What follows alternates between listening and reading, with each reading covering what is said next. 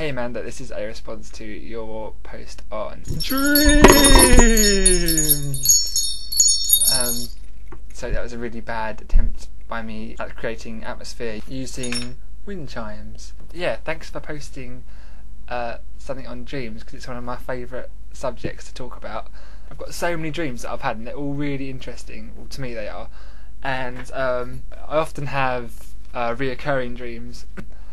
Like I have a flying dream quite a lot. One of the most significant dreams I've had is I thought it was quite symbolic, because I was walking down this yellow kind of cartoon slope, and I couldn't stop walking. I was just like walking down this slope, and either side of the slope there were people I knew from my life, so just people from like my childhood, like from school and like work and stuff, and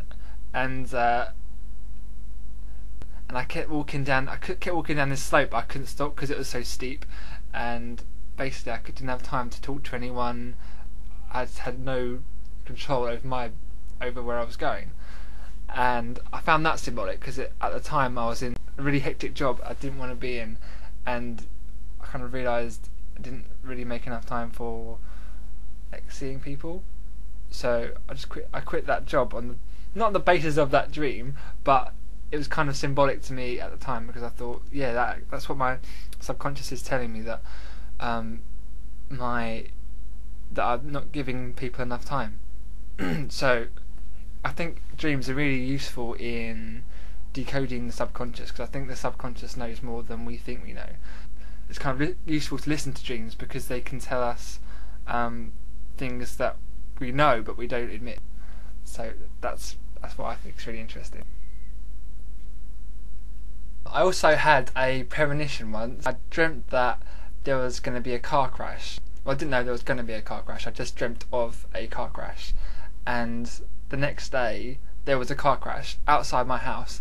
Literally at the end of my driveway, just a car swerved off the road and knocked down the signpost outside our house. So that was really weird. And I'd actually dreamt it like a few hours before. But, you know, it could be a coincidence. My most dreamt about thing, I would say, is flying. And I've always had like a reoccurring flying dream. When I was at school, I used to have a dream that I was floating down the stairs. I always had like levitation dreams, and like dreams where I was just flying around the air. And I read that means that you think you're better than people, or it's just like a liberating experience. You're just kind of exploring your subconscious, something like that. And the thing about these dreams is that when I woke up in the morning, I still thought I could fly.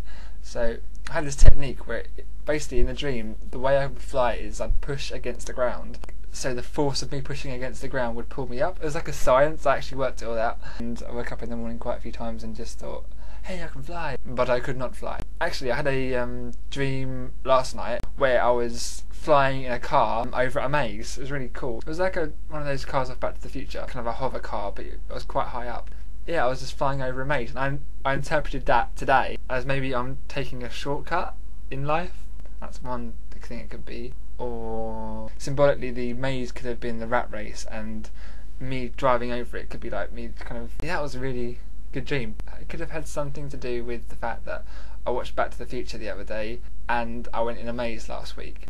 There's no evidence for this. Scientists could study for the rest of time and still would not figure this out.